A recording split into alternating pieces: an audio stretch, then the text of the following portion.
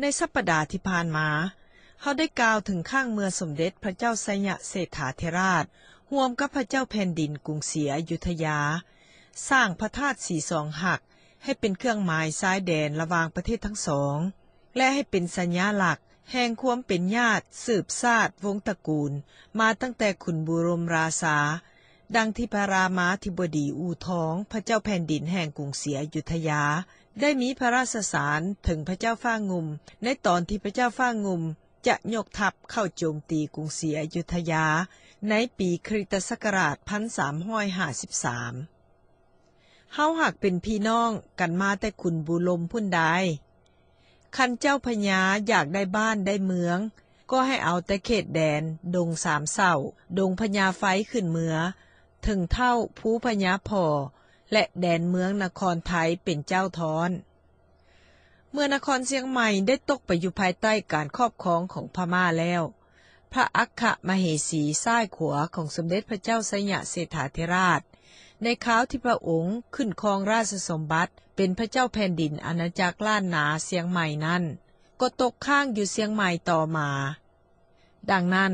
เมื่อพระองค์ขึ้นเสวยราชเป็นพระเจ้าแผ่นดินล้านสร้างและลงมาสร้างเวียงจันทน์เป็นราชธานีพระองค์จึงยังบ่ทันมีพระอัครมเหสีเทื่อในปีคริสตศักราช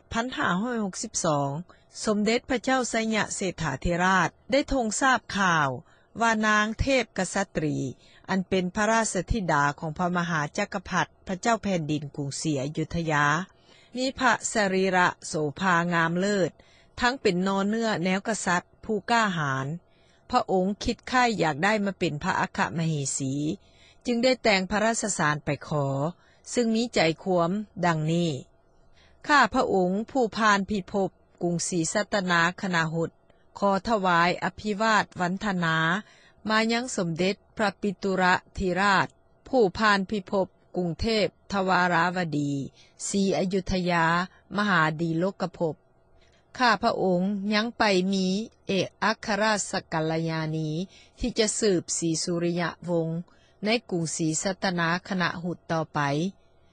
ข้าพระองค์ขอพระราชทานพระราชธิดาองค์ทงพระนามว่าเทพกษัตรีไปเป็นปินสีสุรางคณีกรกัลยาในมหานักคเรศปจินทิตเป็นทางพระราชสัมพันธมิตรไมตรีสุวรรณปัทภีแผ่นเดียวกันสั่วกละปาวสารสมเด็จพระเจ้ามหาจักรพรรดิพระแผ่นดินอยุธยาได้รับพระราชสารนั้นแล้วจึงให้ท้าวพญาขุนมนตรีทั้งหลายมาปรึกษากันและเห็นว่ากรุงศรีอยุธยาและกรุงหงสาวดีเป็นข้าศึกกันพระเจ้ากรุงศรีสัตนาคณาหุตก็เป็นเจ้ากรุงกษัตริย์อันใหญ่ได้มีพระราชสารมาแล้วควรที่จะพระราชทานให้จะได้เป็นพระราชสัมพันธมิตรไมตรีถ้ามีการสงครามภายหน้าจะได้เป็นกำลังมหายุทธการสมเด็จพระเจ้าจักรพรรดิทรงเห็นดีนำจึงมีพระราชสารตอบคืนมาเพื่อให้แต่งทูตไปรับเอาฝ่ายสมเด็จพระไสยเศรษฐาธิราชเจ้าจึงแต่งให้ราชทูตกับบ่าวไพร่500 คนพร้อมด้วยเฒ่าแก่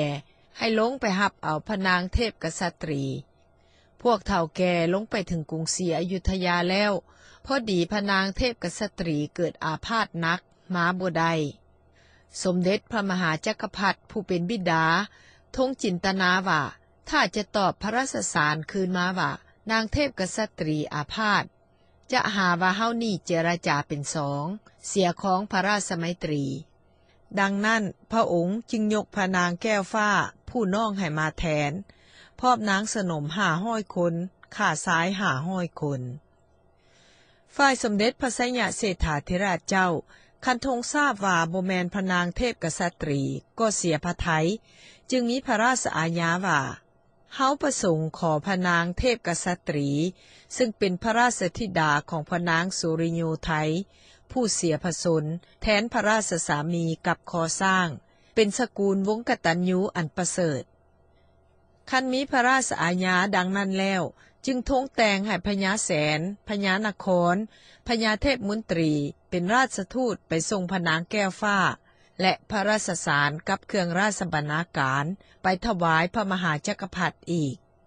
ในพระราชสารนั้นมีใจความว่าเดิมพระองค์พระราชทานนางเทพกษัตรีให้กิตติศัพท์นี้ก็ทราบไปทั่วนิคมชนบทขอบคันธสีมากรุงศรีสัตนาคณหุดท่วนแล้วถึงแม้นว่าพระนางแก้วฟ้าจะมีสีสันวรรณโสภางามกว่าพระนางเทพกษัตรีห้อยทอพันธีก็ตามก็บ่ลืบล้างกิตติศัพท์พระนางเทพกษัตรีเสียได้และก็เป็นที่อัปยศอับอายมากยิ่งนักหนา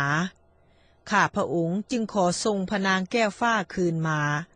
ขอพระองค์จงพระราชทานพระนางเทพกษัตรีแก่ข้าดุจดังทงอนุญาตไปแต่ก่อนนั้นสมเด็จพระมหาจักรพรรดิได้ทราบพระราชสารนั้นแล้วก็มีความละอายพระทัยอย่างยิ่งพอพระนางเทพกษัตรีสว่างหายแล้วพระองค์จึงแต่งให้พญาแม้นกับบ่าวไพร 1,000 คนมาส่งพระนางเทพกษัตรีรายการประวัติศาสตร์ลาวประจำสัปดาห์นี้ก็เห็นว่าสมควรแก่เวลาแล้วพบกันใหม่สัปดาห์หน้าสบายดี